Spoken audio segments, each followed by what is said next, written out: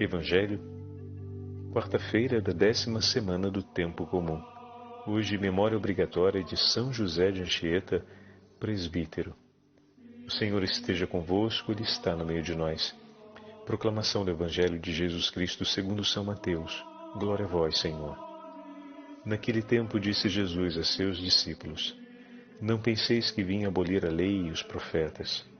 Não vim para abolir, mas para dar-lhes pleno cumprimento.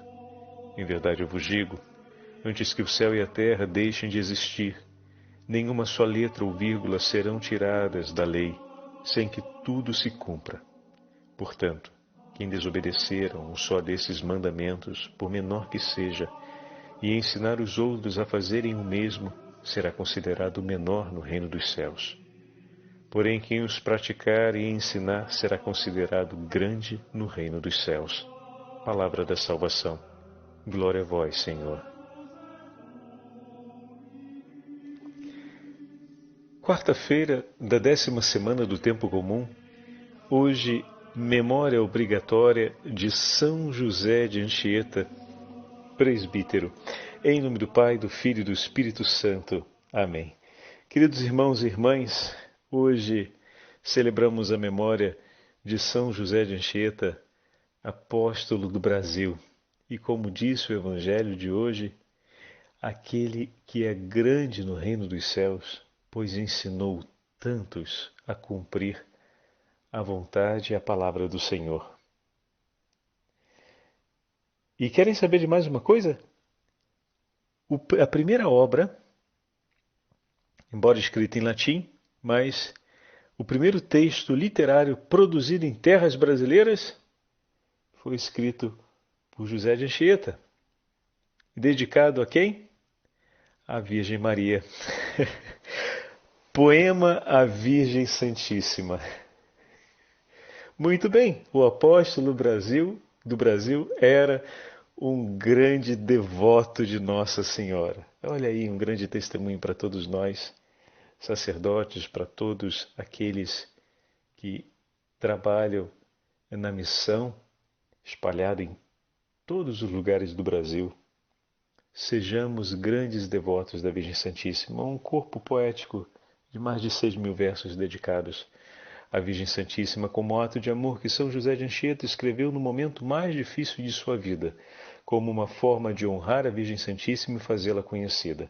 Então, no momento mais difícil de sua vida, ele procurou estar junto da Santíssima Mãe. Era muito habilidoso com as artes, amava a poesia e amava também o teatro.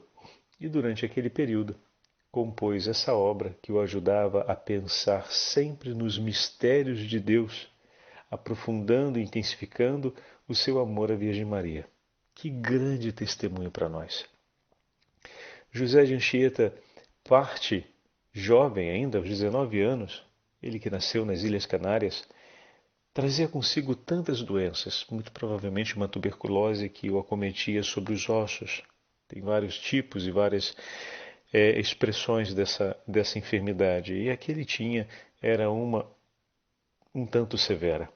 A vida que o esperava no Brasil era uma vida dura, austera, marcada por tantas exigências, como nós vimos hoje na Liturgia das Horas, no texto escrito, me permitam um instante que pego aqui, escrito por Serafim da Silva Leite, né? Carta de Serafim da Silva Leite, Cartas dos primeiros jesuítas do Brasil, escrito entre o 1558 e 1563. Essas cartas contam ao prepósito geral, que era o superior geral. Eles davam continuamente, essa obra literária acabou gerando tanto um acervo histórico a respeito da missão, não só da história dos jesuítas, mas também da história de muitos povos onde eles passaram, né? Ele veio na terceira leva dos nossos irmãos jesuítas que vieram para o Brasil. Hoje, de maneira especial, vamos rezar pelo Santo Padre, o Papa, porque é um jesuíta, e por todos os jesuítas espalhados no mundo, para que o Senhor revigore a fidelidade em seus corações ao ensinamento do Santo Evangelho, da sã doutrina, e que os sustente no amor e na entrega pela evangelização. E nos documentos estão apresentadas, assim como também temos Roque Gonzalez, toda a história da bravura e dos desafios enfrentados por esses santos sacerdotes nas nossas terras, em meio às florestas, em meio às matas. Quantos milagres foram registrados ainda em vida, realizados por São José de Anchieta? Quantos foram os prodígios operados por ele, né, que vieram ao longo desses 14 séculos, sendo que ao longo desses últimos séculos sendo compreendidos, interpretados. Estávamos num período também onde certas documentações poderiam ser um pouco ambíguas, mas Deus não se calou em entregar inúmeros sinais e levar o povo santo da terra de Santa Cruz a honrarem São José de Anchieta como padre, seguindo os ensinamentos apresentados por esse santo sacerdote, ao mesmo tempo suplicando a sua intercessão nos céus. É ele que aprendeu a amar o nosso povo e se entregou por nós, para que na terra de Santa Cruz fosse conhecido e amado o nome do Senhor. O texto de hoje da Liturgia das Horas tem dois traços marcantes. O primeiro, uma grande ambiguidade e inconstância na fé que tocava o coração daqueles que eram alcançados pelo anúncio do Evangelho. Mas, ao mesmo tempo, a grande contrição, ou a profunda contrição que se via nos corações e a busca constante pelo sacramento da confissão e pela Santa Missa. Então, para toda inconstância e ambiguidade do coração do homem na perseverança do Evangelho, o Senhor oferece o quê? Os meios da graça. E nós temos esse testemunho nas primeiras histórias do nosso povo, que em meio às dores da ambiguidade, da inconstância, foram oferecidos ao nosso povo o sacramento da confissão e a Santa Missa. Dois sacramentos que devem acompanhar-nos frequentemente. Ainda que a Igreja nos recomende a confissão ao menos uma vez ao ano, né? Não sejamos minimalistas, ao menos. Se você ama alguém, você quer dizer toda hora para aquela pessoa que a ama. Se você sente prazer por jogar futebol, você marca o seu futebol toda semana. Se você sente satisfação em sair com o seu grupo para pescar, se é possível, você fala com o barqueiro, fala com o rapaz que conduz, que leva para pescar, né? E fecha com ele o mês inteiro, as pescarias de cada semana. Ou fecha, quem sabe, até o ano, se o grupo é muito animado. Por que com a confissão a gente vai deixar para se contentar em fazer uma vez por ano? Com o jogo da Champions a gente não salta, a gente muda até o horário, se planeja para poder assistir. Muitas vezes, para quem tem o gosto de assistir a novela ou um filme, tem aquele horário marcado, seja próximo do final de semana, seja durante a semana ou diariamente. E por que com a Santa Confissão a gente se contenta em dizer, até quando alguém nos questiona, mas há quanto tempo você não se confessa? Ah, já faz um tempo, mas eu me confessei para Páscoa. Mas rapaz, é muita cara de pau. Mas antes da gente pensar na cara de pau, a gente precisa rever os nossos conceitos.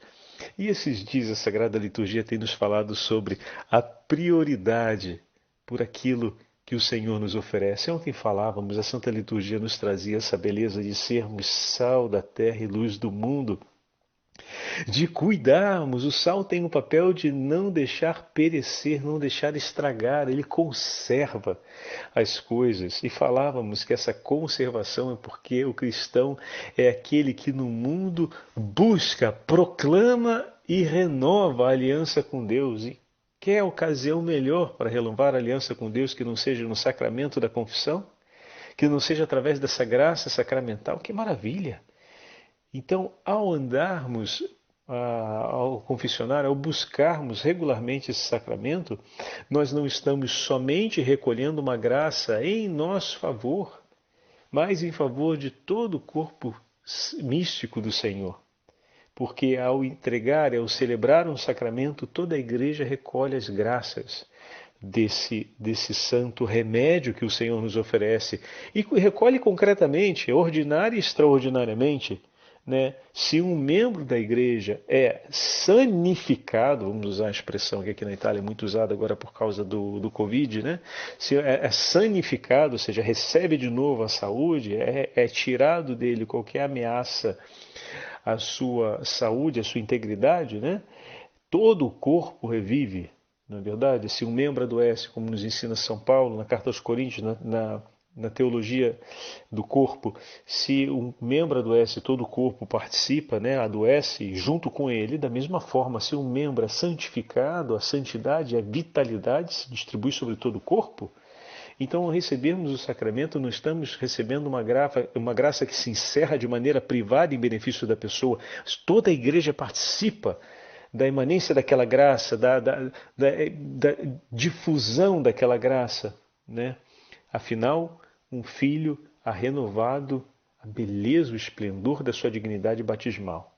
E ao renovar isso, ele reza com a igreja, ele reza pela igreja, ele se entrega por toda a igreja, ele se renova para ser oferta viva, falávamos ontem.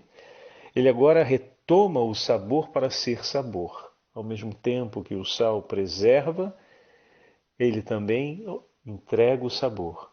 Então, eis que a humanidade foi completamente percorrida, lavada, purificada na beleza da divindade. Eis que se revela mais uma vez a forma como somos chamados a viver a nossa humanidade, plena de Deus e na plenitude da ação do próprio Deus. Belíssimo. Então isso está acontecendo no sacramento, não é só um bem para você, mas um bem que você realiza por todos. E se pensamos ainda nas graças extraordinárias, como por exemplo as santas indulgências que são conferidas aos fiéis, e nós temos o ano dedicado a São José, então essas graças estão acontecendo toda quarta-feira, tem essa oferta todo dia 19, tem essa oferta das indulgências, cuja uma das condições é a confissão. Você ainda pode oferecer as graças extraordinárias que vêm associadas a esse sacramento quando vivido em maneira penitencial e entregue em favor, né? Com as orações ao Santo Padre, a participação da Santa Missa, o ato de amor a São José. Se você soma tudo isso, você ainda recolhe, além das graças ordinárias do sacramento, as graças extraordinárias que você pode colocar em favor das necessidades espirituais suas, ou pode entregar nas mãos da Virgem Maria em favor das necessidades espirituais das almas de nossos irmãos no purgatório, por exemplo. Olha que graça! Olha que grande bênção você está recolhendo, meu irmão. O que parecia ser algo só para você, agora você está compreendendo que é uma graça que se difunde sobre tantas almas, sobre tantas pessoas. Por que recolher isso só uma vez ao ano? Me diz. Como assim? Me contentar em recolher isso só uma vez no ano? Eu posso fazer um bem enorme, rapaz, cada vez que eu vou me confessar. Além de recolher com isso uma graça fundamental para a minha vida, ainda posso realizar um bem enorme. Nos preocupamos tanto em realizar a caridade em favor dos mais necessitados. Por que não realizar a caridade em obras espirituais como essa? E se confessar é uma grande obra espiritual que você pode realizar em favor de centenas de almas necessitadas do socorro de Deus. Não deixa para fazer isso só uma vez por ano, faz todo mês. Procura ter essa regularidade, porque é algo que te merece e é um bem por toda a igreja. Se jamais será esquecido um copo d'água oferecido, quanto mais uma entrega de dons tão preciosos como as graças extraordinárias das indulgências em favor de uma alma necessitada. Como Deus há de se esquecer disso? Quando tudo começa de um movimento profundo de participação e de mergulhar-se no amor e na obra de Deus, porque desde a contrição ao arrependimento e à busca das graças, né, para que se possa restabelecer a dignidade perdida, ofendida pelo pecado, tudo isso é obra de Deus em nós. E eu estou levando essa obra de Deus a cavalo, está entendendo? Ela está cada vez mais galopando até o momento do sacramento da reconciliação, até o momento em que se transforma em oração por toda a igreja, nas atitudes penitenciais, nas obras penitenciais. Aqui depende muito também da sensibilidade do sacerdote, mas independente dessa sensibilidade para mais ou para menos, só o fato do membro que se regenera em saúde já é um bem para toda a igreja, como falamos, e você ainda pode recolher as graças extraordinárias daquilo dali e oferecer. Nossa, como pode com tão pouco fazer tanto bem? Não é verdade? Porque às vezes a gente pensa em fazer obras de caridade estonteantes, vamos fazer arrecadações de toneladas, vamos mobilizar pessoas de todos os modos na rede social, vamos levantar quilos e quilos, ou unidades e unidades de cobertores, ou seja lá o que for, façamos todas essas obras, mas tem essa outra obra que demanda tão menos esforço, mas decisão muito maior, a decisão interior do nosso coração, e uma clareza também sobre o efeito dela, a gente precisa ter, e hoje estamos tendo, graças a Deus, essa obra avassaladora de caridade espiritual. Você pode fazer. Você pode. Eu posso. Nós podemos cumprir essa obra. E se a gente se empenha para cumprir obras mais exigentes de caridade material imediata, por que deixamos de lado a possibilidade de cumprir essas obras de caridade espiritual? Por quê? Por quê? Por quê? Não, não vamos deixar de lado.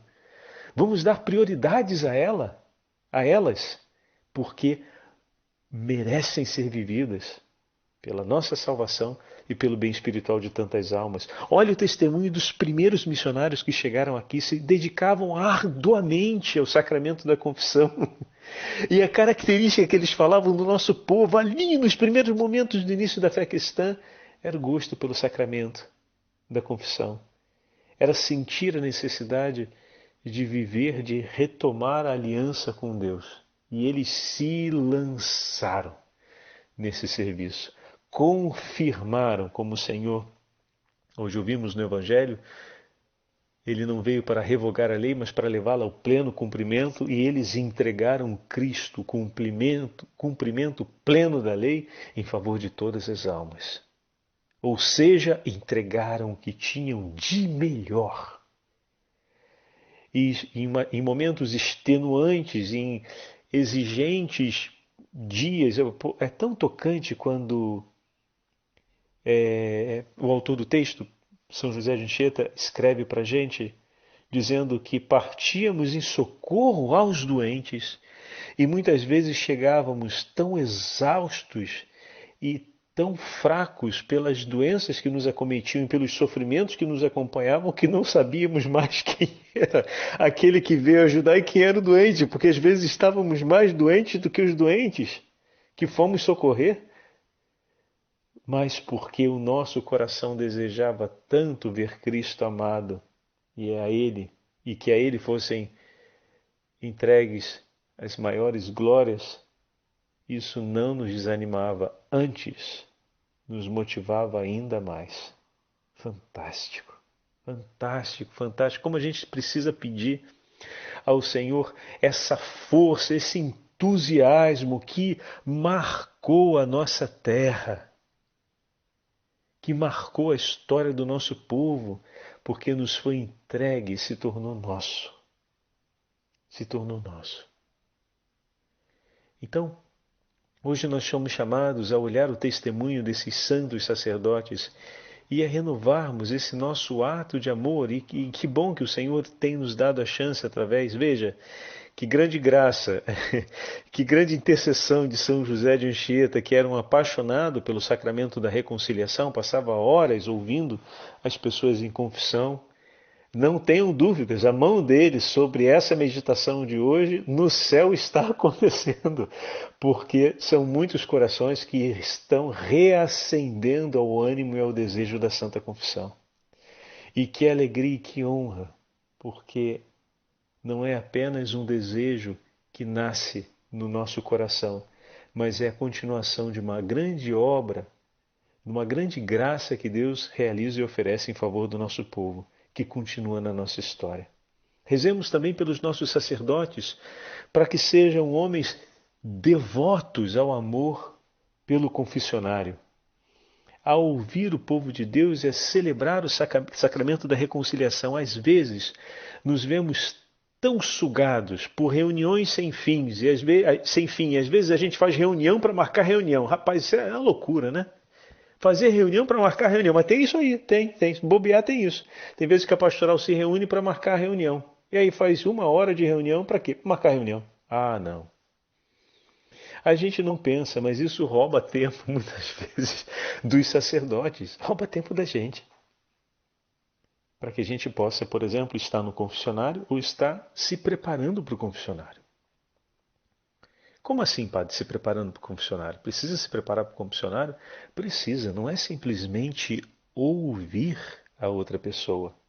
Primeiro, o coração do sacerdote precisa ser sensível para ouvir a Deus e para esvaziar-se de tudo aquilo que deseja e pretende falar, de tudo aquilo que tem agitado dentro de si, porque Deus fala no silêncio e na serenidade. Ele não é trovão e tempestade. Deus é brisa suave. Então é preciso que o coração se acalme, que ele se esvazie das preocupações, que ele reencontre o silêncio interior e que ele faça o obséquio diante de Deus para que o falar de Deus aconteça e seja celebrado.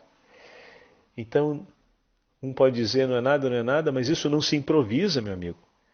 Isso daí você tem que praticar. Antes de ir para o confessionário, precisa ter um momento de recolhimento. Se a gente cria o hábito de oferecer aquele tempo para a confissão, não é o momento em que o povo não pode. A gente vai no momento que o povo pode. Às vezes o povo pode, depois que está vindo do trabalho, que organicamente para a vida de um pároco é um horário, às vezes já do fim do dia, um horário pesado, né? E muitas vezes a gente marca diversas reuniões pastorais na parte da noite. Só que às vezes eu posso ouvir o povo de Deus de noite, que é a hora que o povo chega do trabalho, que o povo tem a possibilidade de vir na igreja, participar da missa e ficar para atender a confissão. Muito bem, vamos lá. É aquele horário, não pode ser outro. Então eu preciso aprender a me preparar para aquele horário. E tem a sua exigência. Às vezes pode ser a celebração da Santa Missa. Quando eu era pároco, era a celebração da Santa Missa que me preparava. Antes de entrar para a Santa Missa, que logo em seguida eu começava a atender as confissões, eu procurava fazer, quando possível, a Lexio Divina antes da Santa Missa, se não conseguia fazer em outro momento do dia. Mas quando chegasse para a Santa Missa, na sacristia não era hora de tratar problema, poderiam ter muitos problemas, mas aquele não era o momento. E aos pouquinhos a comunidade entendia e respeitava isso. No início era um pouco difícil, parecia que o padre não estava querendo ouvir, parecia que o padre estava querendo ser caprichoso, mas não. Aos poucos percebiam. A gente não pode esperar que tudo aconteça com um simples falar, né? Se fosse falar e as coisas se resolvessem, fosse falar e tudo se entendesse, o mundo ia ter bem menos problema, na verdade, mas não é assim que funciona. Então a gente precisa também saber ter essa paciência e a resignação de falar 1, 2, 3, 4, 5, 10, 15, 40 vezes, se for preciso. Mas a gente insistir ali e deixar que os frutos vão sendo recolhidos. As pessoas se dão conta. E aí começavam já. Eu conseguia chegar para a missa, não tinha ninguém entrando na sacristia que nem uma ventania. Padre, preciso falar com o senhor. Ai, ainda bem que o senhor chegou. Não, não é hora disso. Aprenderam devagarzinho, as pessoas se dão conta. Por quê? Porque elas veem os frutos. E daí, com a celebração da Santa Missa, ali já acontecia um recolhimento enorme do coração e depois seguia para ouvir o povo de Deus. E tantas vezes ouvia até a hora que fosse necessário. Até a hora que fosse necessário. E essa hora variava muito. E muitas vezes ia bem longo. E aí a gente pedia a ajuda de outros paroquianos para também acompanhar e poder dar uma mão, ficando junto daqueles que estavam ali esperando, que às vezes esperavam 2, 3 horas para ser atendidos, porque já estávamos às margens de quase meia-noite e ainda tinha gente para ser recebida para a confissão, então, bom, se esperarem, o padre está aqui.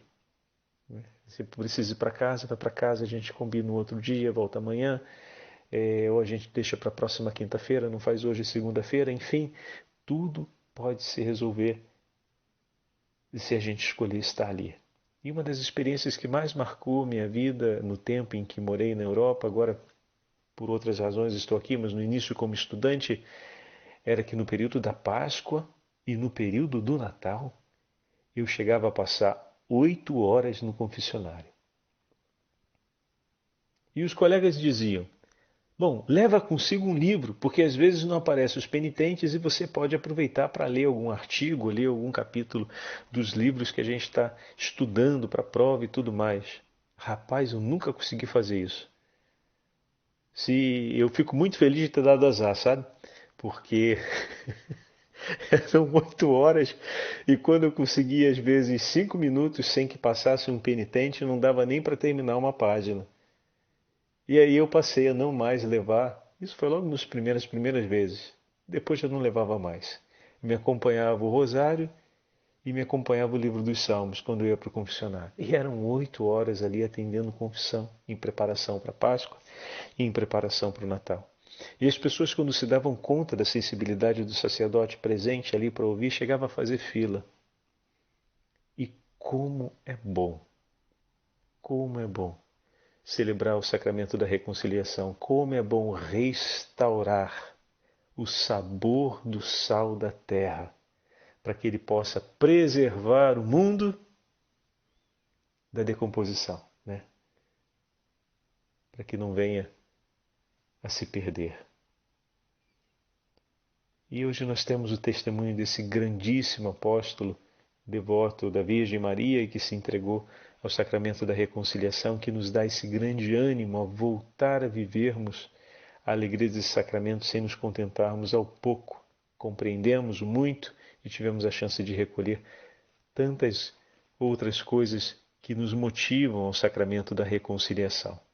E aproveitando para completarmos a meditação de hoje, que parece que passou às largas do texto bíblico porque falamos pouco dele, mas não passou não. Olhemos bem e vejamos quando o Senhor nos diz, não vim revogar os mandamentos, mas dar-lhes pleno cumprimento. Porque em verdade vos digo que, até que passem o céu e a terra, não será omitida um só i, uma só vírgula da lei, sem que tudo seja realizado. E tudo foi realizado para a maior glória do Senhor. E a cada vez que participamos do sacramento da reconciliação, se renova a plenitude da lei, a plenitude da revelação em nossos corações. Se renova Cristo, palavra viva de Deus Pai. O Senhor esteja convosco, Ele está no meio de nós. Pela intercessão de São José de Anchieta e de todos os santos jesuítas e da Santíssima Mãe de Deus, Rainha dos Apóstolos e dos Mártires, abençoe-vos o Deus Todo-Poderoso, Pai, Filho e Espírito Santo. Amém.